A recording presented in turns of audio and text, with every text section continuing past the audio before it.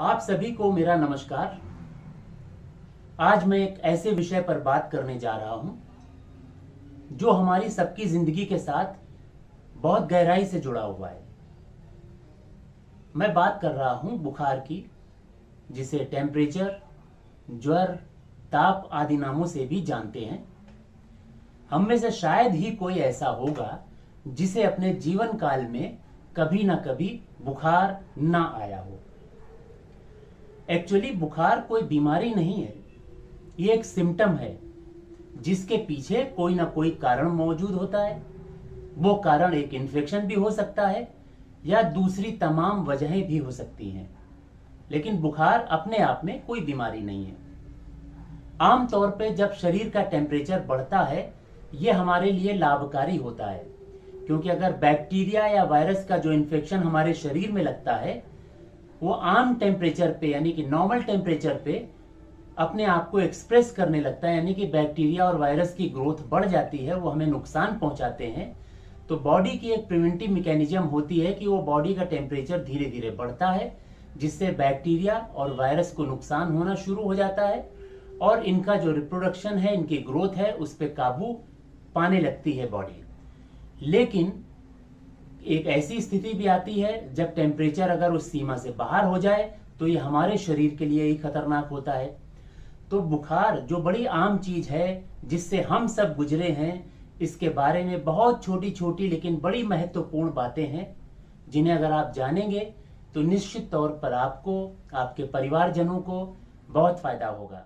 आमतौर पे हमारे शरीर का तापमान 98.6 डिग्री फ़ारेनहाइट होता है। फ़ारेनहाइट ज़्यादा प्रचलित है, लेकिन हम अपने तापमान को सेल्सियस में भी नाप सकते हैं, और जिसका मानक होता है 37 डिग्री सेल्सियस, यानी कि 37 डिग्री सेल्सियस या 98.6, ये दोनों सामान्य तापमान होते हैं। लेकिन ये सामान्य नहीं है, मतलब सिर्फ ऐसा नहीं है कि 98.6 ही एकमात्र इकलौता पैरामीटर है। एक रेंज होती है, उस रेंज के तापमान को सामान्य में रखा जाता है। और फ़ारेनहाइट में अगर रेंज की बात करें तो 97 से लेकर 99 डिग्री फ़ारेनहाइट तक का टेम्परेचर सामान्य होता है। अगर 99 डिग्री से टेम्परेचर थोड़ा ऊपर हो जाए तो इसको कहते हैं कि तापमान थोड़ा सा बढ़ गया, टेम्परेचर बढ़ गया। लेकिन अगर 100.4 डिग्री से ऊपर टेम्परेचर चला जाए तब हम कहते हैं कि बुखार आ गया। इसके अलावा जो तापमान है आखिर ये बढ़ता कैसे है? हमारे ब्रेन में एक हाइपोथैलेमस नाम का पार्ट होता है, ये टेम्परेचर को कंट्रोल करता है।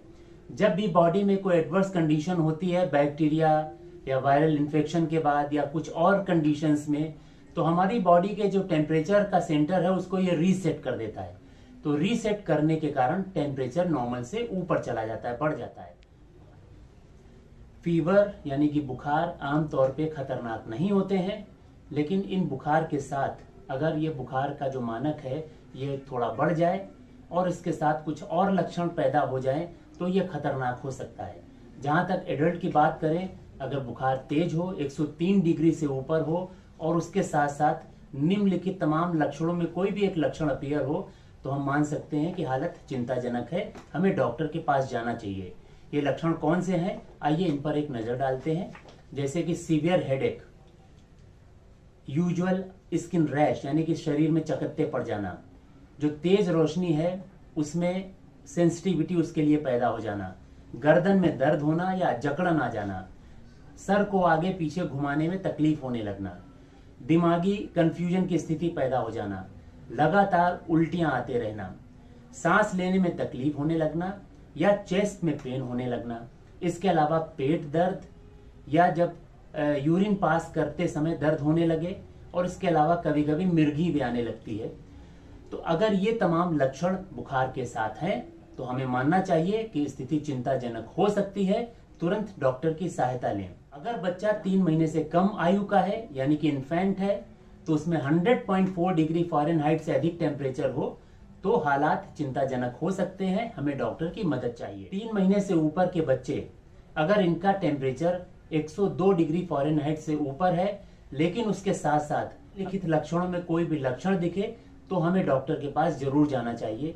अब ये लक्षण कौन कौन से हो सकते हैं? जैसे स्किन में अचानक से रैश आ जाना, इसके अलावा डायरिया, खांसी होना, बच्चा अचानक से परेशान हो जाए, रेस्टलेस हो जाए, लगातार रोने लगे, उसको दर्द हो, उसके गर्दन में जकड़न हो जाए, गर्दन हिलाने में उसको तकलीफ होने लगे, उल्टियां लगातार आती रहें, या उसको लूज मोशन बार बार होता रहे, या कभी कभी उसको मिर्गी के दौरे आने लगे।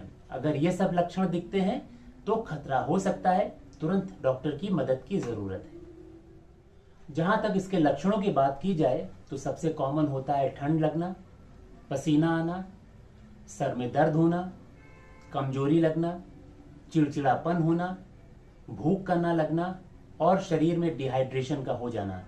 अगर ये तमाम लक्षण हैं तो ये बुखार के लक्षण होते हैं। लेकिन जैसा मैंने पहले भी बताया कि बुखार अपने आप में कोई बीमारी नहीं है, वो भी एक लक्षण है, उसके पीछे कोई ना कोई रूट कॉज होता है। आखिर वो कौन से कारण होते हैं जिनसे बुखार आता है, उनकी भी बात जान लेते हैं। अब इसके कारणों की बात की जाए तो सबसे कॉमन जो इसके कारण होते हैं वो होती कोल्ड यानी कि सर्दी लगना, और पेट की बीमारी जिसको गैस्ट्रोएंटराइटिस बोलते हैं। इसके अलावा तमाम इन्फेक्शन भी हो सकते हैं, जैसे कान का इन्फेक्शन, फेफड़ों का इन्फेक्शन, स्किन, थ्रोट, ब्लैडर या किडनी का इन्फेक्शन। ये तमाम सारे जो इन्फेक्शन होते हैं इनके कारण भी बुखार आ सकता है। कोविड-19 बड़ी कॉमन चीज है, कोविड में हम सब जानते हैं कि बुखार आता रहा। इसके अलावा सनबर्न यानी कि जब हम कड़ी धूप, तेज धूप में निकलते हैं तो सनबर्न होता है, उससे भी स्ट्रोक हो सकता है, सन हीट हो सकती है, उसके कारण तकलीफ हो सकती है। इसके अलावा जो वैक्सीन लगाई जाती है, वैक्सीन लगाने के बाद भी हमें बुखार आ सकता है। इम्यूनाइजेशन के बाद कई बार दवाओं के भी साइड इफेक्ट होते हैं जिनसे हमें बुखार आ जाता है। इसके अलावा तमाम सारी वो कंडीशन जो इन्फ्लेमेशन करती हैं, तो इन्फ्लेमेशन में भी बुखार आ सकता है। और इसके अलावा कैंसर है, ऑटोइम्यून डिसऑर्डर्स हैं, इनमें भी बुखार आ सकता है। तमाम सारे हार्मोन के डिसऑर्डर्स होते हैं, उनमें भी बुखार आता है। इलीगल ड्रग्स जैसे मेटएम्फेटामीन या कोकीन, इनका भी सेवन करने के बाद कभी कभी बुखार आता है। और हम देखें कि एक बड़ी कॉमन सी चीज होती है, छोटे बच्चों में जब दांत निकलते हैं तो दांत निकलने के समय भी बुखार आता है और दर्द होता है, बच्चे इरिटेबल होते हैं। तो ये सब रूट कॉज होते हैं। इसके अलावा भी बहुत बड़ी लिस्ट है बुखार आने की, ये बड़े कॉमन चीजें मैंने आपको बताई। बताने का तात्पर्य सिर्फ इतना है कि बुखार आपको इंडिकेशन देता है कि शरीर में कोई ना कोई कारण मौजूद है। इसीलिए जब आप डॉक्टर के पास जाते हैं तो आपकी हिस्ट्री, एग्जामिनेशन, जो आपकी डायग्नोसिस के लिए जो लेबोरेटरी टेस्ट होते हैं या रेडियो डायग्नोस्टिक टेस्ट होते हैं, उन सब की मदद से एक क्वालिफाइड डॉक्टर ये पता लगाने की कोशिश करते हैं कि आखिर इसके पीछे रूट कॉज क्या है। अगर रूट कॉज मिल जाता है तो उसका उपचार हो जाता है और उसके साथ साथ बुखार भी ठीक हो जाता है। हालांकि बुखार के लिए जो ओवर द काउंटर मेडिसिन हैं, जैसे कि पैरासीटामोल सबसे कॉमन है, इसको लेने के बाद बुखार उतर जाता है। तमाम दूसरी भी एंटीपायरेटिक मेडिसिन हैं, लेकिन सलाह यह है कि ये टेम्परेरी मेजर आप घर में ले सकते हैं, ओवर द काउंटर ड्रग। लेकिन अगर बुखार आ रहा है और वो कुछ दिन तक रहता है, उसके साथ दूसरे लक्षण भी अपीयर होते हैं, तो हमें डॉक्टर के पास जाना चाहिए। अब जहां तक बुखार की डायग्नोसिस की बात है तो सबसे कॉमन चीज है कि हम थर्मोमीटर की मदद से अपना टेम्परेचर चेक कर लेते हैं। ये घर में ही हो सकता है। डिजिटल या मर्क्यूरी थर्मामीटर सबसे कॉमन होते हैं। मर्क्यूरी आजकल धीरे धीरे कम होते जा रहे हैं, डिजिटल थर्मोमीटर्स बढ़ते जा रहे हैं। कोविड काल में हमने देखा कि जो इंफ्रारेड थर्मोमीटर्स हैं वो भी काफ़ी संख्या में लोगों के पास पहुंचे, लोगों के पास आए, उनका इस्तेमाल भी शुरू हो गया, वो सुलभ होते हैं। तो थर्मोमीटर कई प्रकार के होते हैं, हर एक में कुछ फायदे होते हैं, कुछ उनके ड्रॉबैक्स होते हैं। थर्मोमीटर्स के ऊपर मैं एक अलग से एपिसोड बनाऊंगा, उसकी बारीकियां बताऊंगा। अभी फिलहाल इतना ही कह सकता हूं कि जब फीवर आता है तो हम किसी भी प्रकार के थर्मोमीटर से अपना बुखार नापते हैं, वो मर्क्यूरी का हो या डिजिटल का हो। जीभ के नीचे रख के या आर्मपिट, ये सबसे कॉमन प्लेसेज होते हैं। और जो इन्फेंट्स बच्चे होते हैं उनमें रेक्टम में टेम्परेचर लिया जाता है, वो सबसे एक्यूरेट होता है। जीभ के नीचे का और रेक्टल टेम्परेचर, ये कोर बॉडी टेम्परेचर होते हैं, सबसे ज़्यादा एक्यूरेट होते हैं। तो इनको टेम्परेचर लेने के बाद अगर वो जो नॉर्मल पैरामीटर मैंने आपको बताया, जो रेंज बताई, उससे ज़्यादा है तो हमें थोड़ा वेट करना चाहिए। अगर हमें दूसरे सिम्टम्स भी अपीयर हो रहे हैं, बुखार बढ़ता जा रहा है, डॉक्टर की मदद लेनी चाहिए। अब ट्रीटमेंट में फीवर के लिए जो एंटीबायोटिक्स दी जाती हैं उनसे तो बुखार उतरता है, लेकिन जो रूट कॉज है, रूट कॉज माने अगर वो बैक्टीरियल इन्फेक्शन है, तो उसके लिए हमें एंटीबायोटिक्स की ज़रूरत पड़ेगी। अगर वो कोई वायरल इन्फेक्शन है तो हो सकता है उसके लिए एंटीवायरल देना पड़े। तो कहने का मतलब ये है कि रूट कॉज का अगर ट्रीटमेंट करते हैं तो बुखार पूरी तरह से चला जाता है। लेकिन बुखार को इटसेल्फ सिम्टोमेटिक ट्रीट करने के लिए पैरासीटामोल या दूसरी एंटीपायरेटिक्स कारगर होती हैं, इनको देना चाहिए। अब मैं ये बताना चाहूँगा कि घर में रहकर होम रेमेडी क्या है फीवर की, जब तक बहुत गंभीर स्थिति ना हो, हल्का बुखार हो तो उसको घर में कैसे ठीक करें। बुखार में सबसे ज़रूरी बात है रेस्ट, यानी कि आराम करना। जब भी फीवर आए तो आप अपनी एक्टिविटीज़ को मिनिमल कर दीजिए, आराम करिए।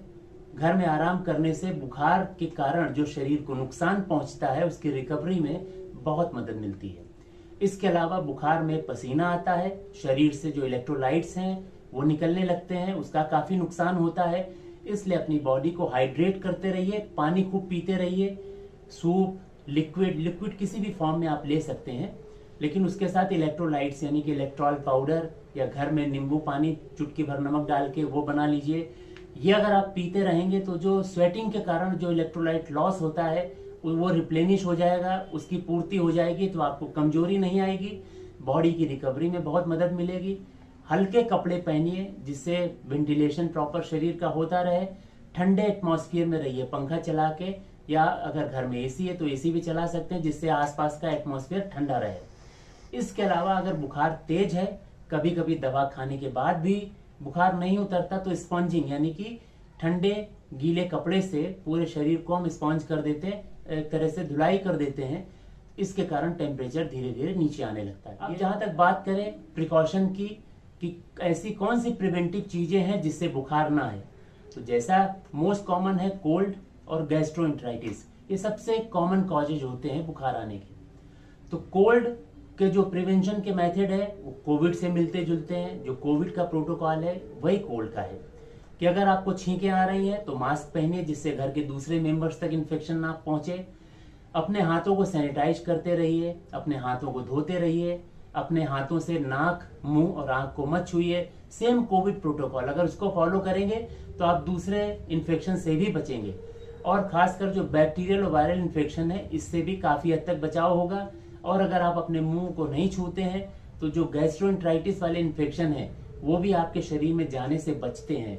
तो पर्सनल हाइजीन का ख्याल रखिए। फिर भी ये बुखार की तमाम जो जनरल बातें थी मैंने आपको बताई। इसके बाद भी आपकी कोई जिज्ञासा, कोई क्यूरियोसिटी हो तो आप मुझे सवाल लिखकर पूछ सकते हैं, मैं उसके जवाब दूंगा। और दोस्तों, अगर आपको ये वीडियो पसंद आए तो इसे लाइक कीजिए, शेयर कीजिए और साथ साथ मेरे चैनल को भी सब्सक्राइब कीजिए। इसमें जो बेल बटन है यानी कि घंटी नुमा बटन है उसे जरूर दबाइएगा, जिससे मैं अपने वीडियो जब पोस्ट करूं तो इसकी सूचना आप तक पहुंच जाए। नमस्कार।